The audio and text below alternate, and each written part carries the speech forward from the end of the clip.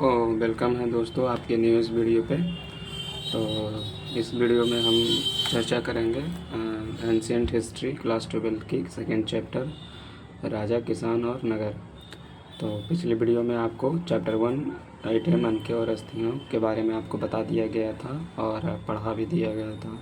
तो उसको आप लोग शॉर्ट नोट्स बना लेंगे और साथ ही उसको रिवाइज करते रहिएगा ताकि रिवाइज करने में आपको आगे दिक्कत ना हो। और जो भी आपको कुछ प्रॉब्लम होती है तो कमेंट करके हमको बताइए, और आपको क्या समझ में नहीं आता हम उसको क्लियर करके और थोड़ा सा बेहतर से हम आपको समझाएं नेक्स्ट वीडियो में। तो आइए इस वीडियो में आज के इस वीडियो में चर्चा करेंगे चैप्टर 2। जो भी स्टूडेंट विद्यार्थी चैप्टर फर्स्ट नहीं देखे हैं उस वीडियो लेक्चर को, तो एक बार जाकर देखें। 3-4 पार्ट में बनी हुई है। फिर उसके बाद एक शॉर्ट रिवीजन है, उसका पूरा एक सारांश रिवीजन करवा दिया है, तो उसको देख सकते हैं। आइए स्टार्ट करते हैं इस वीडियो में। आरंभिक राज्य और अर्थव्यवस्थाएं। इसका अर्थ क्या होता है? आरंभिक राज्य और अर्थव्यवस्थाएं का मतलब है कि जैसे सिंधु सभ्यता में आप लोग एक शहरी व्यवस्था और शहरी शहर के बारे में आपको पढ़ाया गया था, ठीक है। तो वो तो उतना डेवलप नहीं था, मतलब पूर्ण रूप से। वो तो एक स्टार्टिंग पीरियड था, एक गांव की ही शहर थी। और इसमें देखेंगे कि आगे चल के और कितने कितने राज्य बने, कितने जनपद बने, कहाँ कितना डेवलपमेंट का काम हुआ, कितना अर्थव्यवस्था कहाँ कहाँ से अर्थव्यवस्थाएं चलती रही। तो इस चैप्टर में इसी की बात करेंगे। तो आइए थोड़ा सा इसका कालक्रम देख लेते हैं, कौन सा चीज़ का क्या कालक्रम रहा है। 2600 BC से 1900 BC तक आपका हड़प्पा सभ्यता का कालक्रम है। मतलब जो हड़प्पा सभ्यता का चरमोत्कर्ष पीरियड रहा है, सबसे मॉडर्न पीरियड रहा है। तो 2600 BC से 1900 BC का आप लोग को एक सेकेंड आपको बता देते हैं BC और AD में क्या अंतर है, ठीक है। तो आइए ठीक है। एक होता है BC और एक होता है AD, ठीक है। BC का अर्थ होता है बिफोर क्राइस्ट,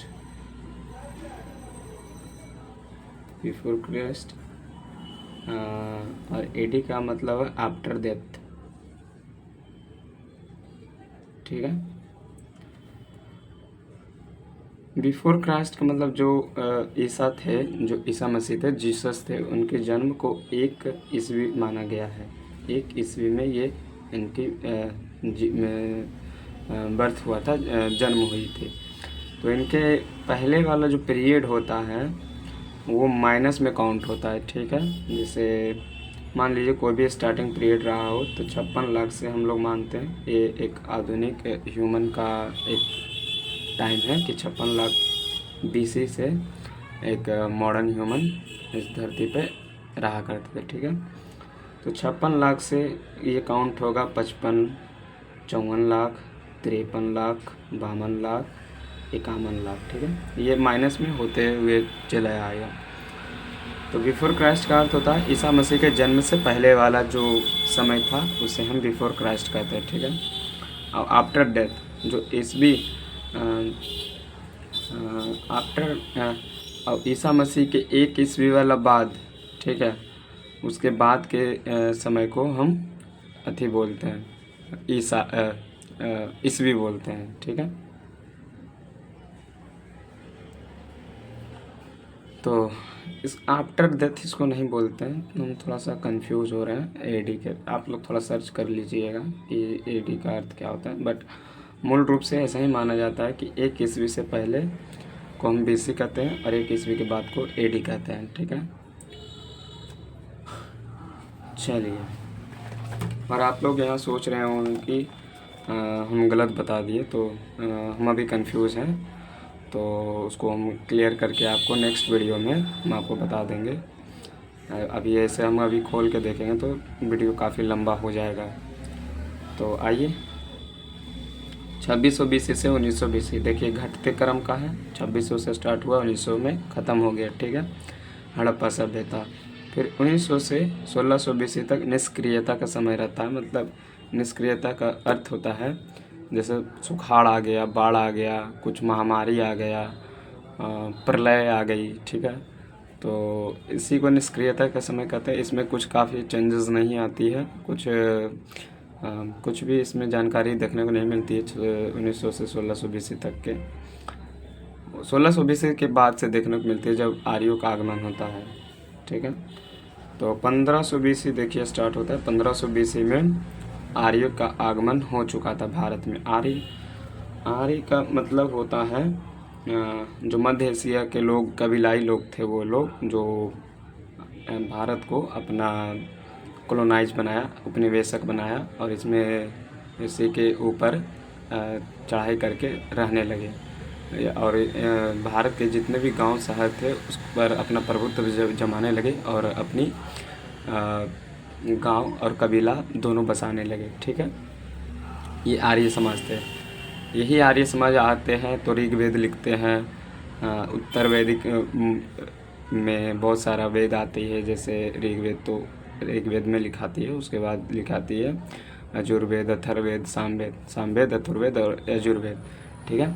ये तीनों लिखाती है उत्तर वैदिक काल में और इसके लिखने वाले लोग होते हैं आर्य समाज के, जो आज के हिंदू हैं, सनातनी जो होते हैं वो वही आर्य समाज हैं। ये लोग मध्य एशिया के द्वारा एंट्री करके भारत में आए हैं, ठीक है।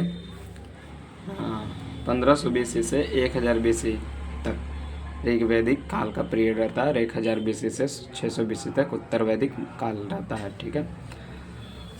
मौर्य साम्राज्य 544 मौर्य साम्राज्य 544 से स्टार्ट नहीं होती है, उसका दूसरा पीरियड है। एक सेकंड, हम अपना लैपटॉप एक बार खोल के आपको चेक करके बताते हैं। तो मेरा फोन लैपटॉप अभी स्टार्ट हो रहा है। प्रिंसेप ऑफ प्रियदर्शी, जब आप NCERT की बुक खोलिएगा तो उसमें एक टॉपिक होता है प्रिंसेप प्रियदर्शी। स्टार्ट हो गया, कहाँ गया मेरा लैपटॉप, माउस।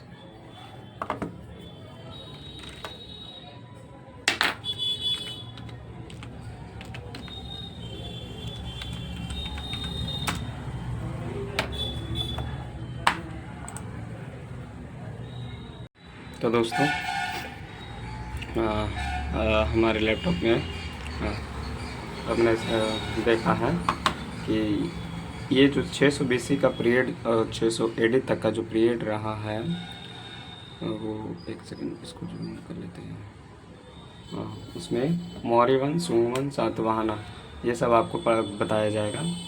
और आपका जो ये टॉपिक है प्रिंसेप ऑफ प्रियदर्शी, ठीक है, इस पे हम लोग गौर करते हैं, ठीक है। भारतीय अभिलेख विज्ञान में एक उल्लेखनीय प्रगति 1830 के दशक में हुई, जब ईस्ट इंडिया कंपनी के एक अधिकारी जेम्स प्रिंसेप ने ब्राह्मी और खरोष्टी लिपियों का अर्थ निकाला। प्रिंसेप को पता चला कि अधिकांश अभिलेखों और सिक्कों पर प्रियदर्शी यानी मनोहर मुख आकृति वाले राजा का नाम लिखा है, यानी राजा चक्रवर्ती सम्राट अशोक का नाम लिखा है। तो ये मूल रूप से अभी ये चैप्टर अशोक साम्राज्य के ऊपर से रिलेटेड है, मौर्य साम्राज्य से रिलेटेड है, ठीक है। तो ईस्ट इंडिया कंपनी के जो भारतीय अभिलेख के जो अध्यक्ष थे जेम्स प्रिंसेप, तो उसने ब्राह्मी और खरोष्टी लिपियों का अर्थ निकाला। जेम्स प्रिंसेप बहुत इम्पोर्टेंट ये क्वेश्चन बनती है क्लास 12th में। ब्राह्मी और खरोष्टी लिपियों का अर्थ निकालने वाला कौन सा ईस्ट इंडिया कंपनी के अध्यक्ष थे? तो जेम्स प्रिंसेप थे। और प्रिंसेप ने देखा कि जो अभिलेखों और सिक्के हैं मौर्य साम्राज्य के, उसमें कुछ मनोहर मुखाकृति बनी हुई है और मुखाकृति में बार बार प्रयोग किया गया प्रियदर्शी, ठीक है। प्रियदर्शी यानी कि चक्रवर्ती सम्राट अशोक का नाम है। प्रियदर्शी मतलब चक्रवर्ती सम्राट अशोक का नाम है, ठीक है। प्रारंभिक राज्य, आरंभिक भारतीय इतिहास में 6वीं शताब्दी ईसा पूर्व को एक महत्वपूर्ण परिवर्तनकारी काल माना जाता है। इस काल को प्रारंभिक राज्यों, नगरों, लोहे के बढ़ते प्रयोग और सिक्कों के विकास के साथ जोड़ा जाता है। इसी काल में बौद्ध तथा जैन साहित्य विभिन्न दार्शनिक विचारधाराओं का विकास हुआ। बौद्ध और जैन धर्म के आरंभिक ग्रंथों में जनपदों नाम से 16 राज्यों का उल्लेख मिलता है। तो 600 BC और 600 AD तक का जो पीरियड है उसमें बहुत सारा वंश देखने को मिलता है और बहुत सारा धर्म दार्शनिक देखने को मिलता है, जैसे बौद्ध, जैन, ब्राह्मण धर्म इत्यादि देखने को मिलता है। एक और धर्म आता है, उसको धर्मेत्तर बोलते हैं। तो एक अलग धर्मेत्तर दार्शनिक है, तो उसकी चर्चा इसमें नहीं की जाएगी। इसमें जैन धर्म, बौद्ध और ब्राह्मण धर्म के बारे में चर्चा की जाएगी आगे की इस वीडियो में। तो इस चैप्टर का जो प्रारंभिक राज्य बताया गया है, तो इसका अर्थ होता है कि आरंभिक राज्यों में जो नगर थे, तो नगर में जो लोहे का जो प्रचलन बढ़ते गया, सिक्के का प्रचलन का जो विकास हुआ, तो बौद्ध जैन साहित्य के विभिन्न दार्शनिक के विचारधाराओं का विकास हुआ। तो इससे रिलेटेड एक नई राज्य बना और वो जो राज्य जो बनता गया, विकास करता गया, जो बहुत ज़्यादा स्तर पर विकास कर गया, उसको वो 16 राज्यों में बना। ठीक है, तो 16 राज्यों में बना। 16 जनपद थे। ठीक है, महाजनपद इसे बोला जाता था, जनपद नहीं बोलते, महाजनपद बोलते हैं। यद्यपि महाजनपदों के नाम सूची इन ग्रंथों के एक सामान्य नहीं है, लेकिन वज्जी, मगध, कोसल, कुरु, पांचाल, गांधार और अवंती जैसे नाम प्राय मिलते हैं। इससे स्पष्ट है कि उक्त महाजनपद सबसे महत्वपूर्ण महाजनपदों में गिने जाते थे। प्रत्येक महाजनपद एक राजधानी होती थी जिसे प्रायः किले से घेरा जाता था। ठीक है, तो बहुत सारा प्रत्येक महाजनपद की एक राजधानी होती थी। हाँ, तो इसमें ये बता रहा है कि यद्यपि जो महाजनपदों की जो सूची है तो 16 थे, लेकिन ग्रंथों में एक समान नहीं है। ग्रंथों में कुछ ऐसे महाजनपद जिनका नाम कुछ अलग है और वास्तविक में कुछ अलग है, लेकिन वज्जी, मगध, कोसल, कुरु, पांचाल, गांधार और 4, 5, 6 ऐसे नाम हैं जिसका नाम एक समान ही मिलते हैं। और जितने महाजनपद है उनकी एक एक राजधानियाँ होती थी। जितने भी प्रत्येक महाजनपद थे की एक एक राजधानियाँ होती थी और वह किले से घेरा हुआ होता था, किलेबंदी रहती थी। 16 महाजनपदों में प्रथम प्राचीन भारत के 16 महाजनपदों में से एक मगध था। ठीक है, प्रथम महाजनपदों में एक महाजनपद था मगध। और हम लोग और ये वीडियो जहाँ से आप लोग देख रहे हैं ये मगध से ही जा रही है। हम नवादा डिस्ट्रिक्ट से रहने वाले हैं। नवादा एक मगध क्षेत्र में पड़ती है। ठीक है, इसकी राजधानी गिरिव्रज वर्तमान राजगीर में, बाद में पाटलिपुत्र थी। शुरुआत में इसकी राजधानी राजगीर में थी, बाद में पाटलिपुत्र थी हो गई। मगध का सर्वप्रथम उल्लेख अथवा वेद में मिलता है। मगध का सर्वप्रथम उल्लेख वेदों में मिलता है। ठीक है, राजधानियों की किलेबंदी की जाती थी, यानी उन्हें चारों तरफ से दीवार से घेरा जाता था। सुरक्षा के लिए राजधानियों में नियुक्त सेना द्वारा किया जाता था। हर जनपद में सेना तथा नौकर हुआ करते थे। प्रत्येक महाजनपद थे तो उसमें सेना, अधिकारी, नौकर, बहुत सारे लोग इसमें नियुक्त किया जाता थे। और जो अधिकारी होते थे उसे महामात्य कहा जाता था। ये हम आउटी बातें आपको बता रहे हैं। हो सकता है क्वेश्चन में एक बार पूछ बैठे ऑब्जेक्टिव में कि अधिकारियों को मौर्य शासन में क्या कहा जाता था, तो महामात्य कहा जाता था। ठीक है, तो इसके 16 महाजनपद आपसे पूछ दे तो आप लोग क्या बता पाइएगा? आप लोग तो नहीं बता पाइएगा, लेकिन इसको एक रिदम में याद करिए। अंग, मगध, काशी, कोसल, मत्स्य, चल, चेदी, वत्स, कुरु, पांचाल, अशक, अवंती, गांधार, कंबोज, मत्स्य, सूरसेन। 9, 10, 11, 12, 13, 14, 15, 16 जनपद को एक रिदम में याद करिए। अंग, मगध, काशी, कोसल, वत्स, सल, मध्य, चेदी, वत्स, कुरु, पांचाल, अशक, अवंती, गांधार, कंबोज, मत्स्य, सूरसेन। ठीक है, ये 16 एक रिदम में याद करके रखिए। महाजनपदों का विकास लोहे की खोज के बाद सभ्यताओं के रहन सहन में परिवर्तन आया। लोहे से हल और हथियार बनाए जाने लगे। ठीक है। हल के निर्माण के कारण खेती की मात्रा में वृद्धि हुई। हल के निर्माण के कारण खेतों की मात्रा में वृद्धि हुई। लोगों के पास धन इकट्ठा होने लगा। लोहे के निर्माण के साथ ही महाजनपदों का विकास होना शुरू हुआ। साम्राज्य प्रसार की संभावना प्रबल हुई। व्यापार वाणिज्य में वृद्धि हुई। आपसी संघर्ष हुआ। ठीक है। तो जब महाजनपदों का विकास हुआ, सॉरी बस की आवाज़ आती है हॉर्न की। तो महाजनपदों का जो विकास हो रहा था, तो उसमें उसके स्टार्टिंग पीरियड जब लोहे का प्रचलन हुआ, तो उससे खेतों की मात्रा बढ़ी। लोहे के फाल बनाए जाने लगे। फाल से ही खेतों की जुताई होने लगी और अनाज खूब समृद्ध तौर पर होने लगी। ठीक है। तो देखिए दोस्तों, स्टूडेंट, जब कहीं क्षेत्र में जब खाद्य पूर्ति अधिक होती है, उसकी जनसंख्या बढ़ती है, तो संघर्ष भी बढ़ती है। संघर्ष मतलब होती है आपसी विचारधाराओं में लड़ाई होना, युद्ध होना, ये आपसी संघर्ष होता है। ठीक है। तो कहीं जैसे इंडिया एक काफ़ी पॉपुलेटेड कंट्री है, तो यहाँ आपसी संघर्ष ज़्यादा होते रहता है। जैसे हिंदू मुसलमान जात पात में आपसी संघर्ष ज़्यादा होता रहता है, क्योंकि यहाँ खाद्य पूर्ति बहुत ज़्यादा है और जलवायु भी यहाँ की बहुत अच्छी है, जिससे अनाज पूर्ति बेहतर होती है। ठीक है।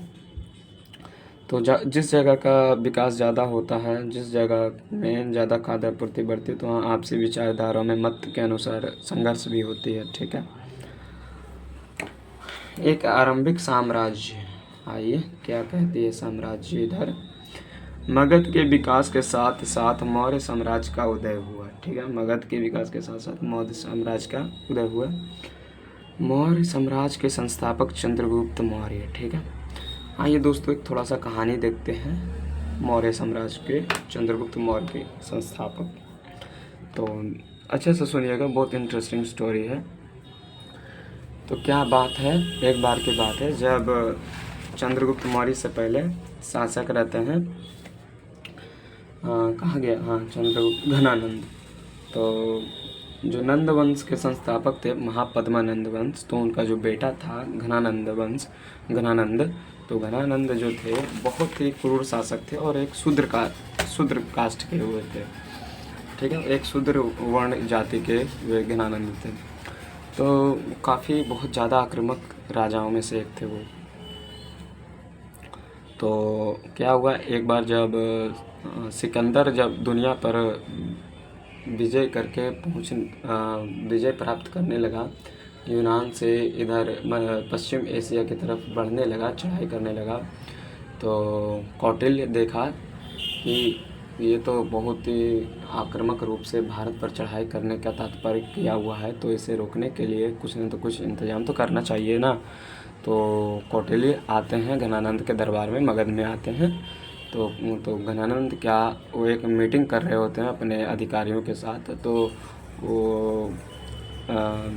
कौटिल्य को उतना महत्व नहीं दे पाते हैं। तो वो सुबह भी इंतज़ार करते हैं, शाम को भी इंतज़ार करते हैं, अगले सुबह तक भी इंतज़ार करते हैं, परंतु घनानंद बाहर नहीं आते और ना ही वो उनसे मिलते हैं। तो जबरन जो कौटिल्य हैं उनके दरबार के अंदर घुसते हैं और जाके घनानंद को उनकी घमंड को समझते हुए उन्होंने उन्हें चेतावनी दे दी कि देखिए ऐसा ऐसा बात है, सिकंदर हमारे उपमहाद्वीप पर आक्रमण करने की योजना बना रहे हैं, तो इनसे हमें सतर्क होना चाहिए और इन्हें हमें यहाँ से भगाना चाहिए। तो घनानंद इन्हें उतना सीरियसली नहीं लिया, तो घनानंद इन्हें फटकार कर अपने दरबार से बाहर फेंक देते हैं। और घनानंद उस टाइम बोलते हैं कि हे घनानंद, जो आपने हमें इस दरबार के बाहर फेंका है, ऐसा वक्त आएगा कि हम आपको इस दरबार से उठाकर बाहर फेंक देंगे। तो इस प्रकार से कौटिल्य वहाँ चाणक्य जो होते हैं अपना बयान देकर वहाँ से लौटते हैं। और जब वो लौटते हैं तो तक्षशिला जाते या कहीं, शायद हम बुला रहे हैं, तो एक पहाड़ी में वो जाते हैं। तो पहाड़ी में देखते हैं कि एक बच्चों का नाटक हो रहा होता है वहाँ पे। तो वो जो बच्चे थे और उसमें से थे एक चंद्रगुप्त मौर्य। तो जो चंद्रगुप्त थे तो उसने राजा का रोल प्ले कर रहे थे और बाकी बच्चे एक राक्षस और अधिक आक्रमणकारी का रोल प्ले कर रहे थे। तो वहाँ पे चाणक्य ने देखा कि चंद्रगुप्त मौर्य एक काफ़ी आक्रामक तरीके से वहाँ पे राजा का रोल प्ले कर रहे हैं, इसलिए उन्होंने उनके मन में योजना आई कि इस बच्चे को हमें क्यों ना हम इसको पूरी तरीक़ा से शिक्षा और उसे क्या शास्त्र पढ़ाया जाए और शस्त्र पढ़ाया जाए, जिससे वे घनानंद की घमंड को तोड़ सके। तो इसलिए वे चंद्रगुप्त मौर्य के माता पिता नहीं होते, वो अपने नाना नानी के यहाँ रहते हैं। तो जो चाणक्य थे वह उनके नाना नानी के पास जाके उसे 1000 कृषाकर्ण, उस समय कृषाकर्ण चलता था, तो उसको उनके नाना नानी को 1000 कृषाकर्ण देते हैं और चंद्रगुप्त मौर्य के वहाँ से खरीद कर वो तक्षशिला ले जाते हैं और तक्षशिला में उसे शस्त्र पढ़ाते हैं और शास्त्र दोनों पढ़ाते हैं और उसे एक समृद्ध राजा के तौर पर उसे पूरा ट्रेंड करते हैं। तो जब ये पूर्ण रूप से जब ये पूरे तरीक़ा से ये जब ट्रेंड हो जाते हैं, राजा की उपाधि धारण कर लेते हैं, तो इसने तो जो चंद्रगुप्त मौर्य है और चाणक्य जो हैं, जो अपनी कूटनीति से पंजाब के एक राजा थे, तो उनके मदद से ये घनानंद के साथ युद्ध करके घनानंद को पराजित करते हैं और मगध साम्राज्य पर अपना परचम लहराते हैं, अपने झंडा को वहाँ पे कब्जा करते हैं, अपना झंडा लहराते हैं, मौर्य झंडा। उसके बाद मगध पर शासन आता है चंद्रगुप्त मौर्य का। संस्थापक चंद्रगुप्त मौर्य होते हैं और क्वेश्चन आपसे पूछ देगा कि ऑब्जेक्टिव में पूछेगा कि मौर्य साम्राज्य का प्रधानमंत्री किसे कहते हैं। तो मौर्य साम्राज्य का प्रधानमंत्री हम चाणक्य, कौटिल्य को कहते हैं, चाणक्य ही कौटिल्य ही कहा जाता है, दोनों को एक ही दोनों नाम से जानते हैं, ठीक है। इस वजह से चंद्रगुप्त मौर्य 321 ईस्वी में अपना शासन प्रारंभ करते हैं मगध पर। संस्थापक चंद्रगुप्त मौर्य 321 ईस्वी ईसा पूर्व के शासन पश्चिमोत्तर में अफगानिस्तान और बलूचिस्तान तक फैलाता है। तो स्टार्टिंग में जो चंद्रगुप्त मौर्य थे काफ़ी आक्रामक राजा थे, तो इसने अफगानिस्तान और बलूचिस्तान के कुछ क्षेत्रों पर ये अपना कब्जा करते हैं, ठीक है, अपना साम्राज्य को विस्तार करते हैं।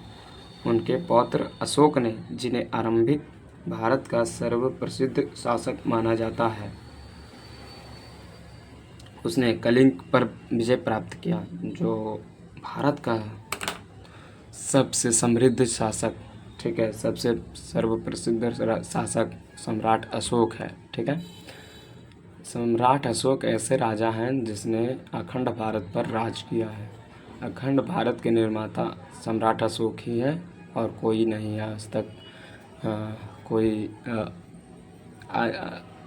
अभी तक, अब तो डेमोक्रेसी चलती है और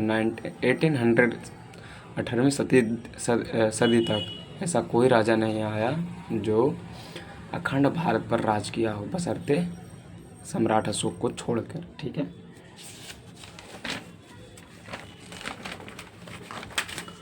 तो आइए मगध पर शासन करने वालों को एक बार थोड़ा सा एक डायग्राम में हम लोग देख लेते हैं, ठीक है। सबसे पहले आपका चलता है हर्यक वंश, ठीक है। हर्यक वंश के संस्थापक बिंबिसार, ठीक है। बिंबिसार जो होते हैं सबसे पहले मगध पर शासन करते हैं। उसके बाद उसका बेटा अजातशत्रु, अजातशत्रु के बाद उदयन, उदयन के बाद नागदशक, उसके बाद आता है शिशुनाग वंश। शिशुनाग वंश जो होता है उसका संस्थापक शिशुनाग वंशी होता है और जो नागदशक जो होते हैं, जो राजा होते हैं, उसी के मंत्री होते हैं शिशुनाग। उसके जो मंत्री था इसको मार देता है, नागदशक को मार कर शिशुनाग वंश की स्थापना कर देता है। तो शिशुनाग के वंश के जो मंत्री थे, एक थे नंद वंश, ठीक है। तो नंद वंश इसके एक मंत्री थे, तो नंद वंश तो महापद्मानंद वंश थे, महापद्मानंद इनके मंत्री थे। तो इनके मंत्री शिशुनाग को मारकर वो नंद वंश की स्थापना करते हैं, ठीक है। तो नंद वंश की स्थापना करते हैं। तो इसके बेटा जो थे घनानंद, तो घनानंद अंतिम शासक बनते हैं नंद वंश का। उसके बाद आता है मौर्य वंश। तो मौर्य वंश तो आपको बता देगा, चिकनानंद के बाद चंद्रगुप्त मौर्य आते हैं। मौर्य के बाद उसका बेटा बिंदुसार, बिंदुसार का बेटा अशोक। कभी दोनों में उसे क्या बोलता है, कंफ्यूज नहीं होइएगा, बिंदुसार और बिंबिसार।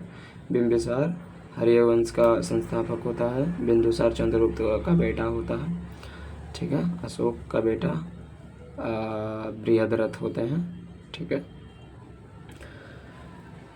तो ऐसा ही साम्राज्य चलता है। गुप्त साम्राज्य तो अभी आपको नहीं बताएंगे, आने वाली वीडियो में बताएंगे। तो आज की वीडियो को यहीं पर ख़त्म करते हैं। आज उतना पढ़ाने का मूड तो नहीं कर रहा, लेकिन जितनी इन्फॉर्मेशन आपको दिया है उस पर थोड़ा अपना कंसंट्रेशन बना कर रखें और उसको सही से नोट्स करके लिखें। एक क्या था, हाँ, पितृहंता वंश किसे कहते हैं, एक सेकेंड मैं अपना चेक कर लेता हूँ। पितृहंता वंश किसे कहते हैं?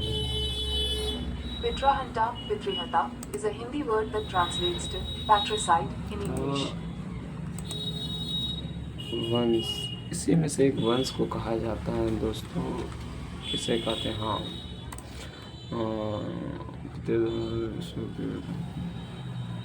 अजातशत्रु मुगल हर्यक वंश, हाँ, हर्यक वंश के ही पितृहंता वंश कहते हैं, ठीक है। क्वेश्चन पूछ देगा किस वंश को पितृहंता वंश कहते हैं, तो बिंबिसार वाला जो है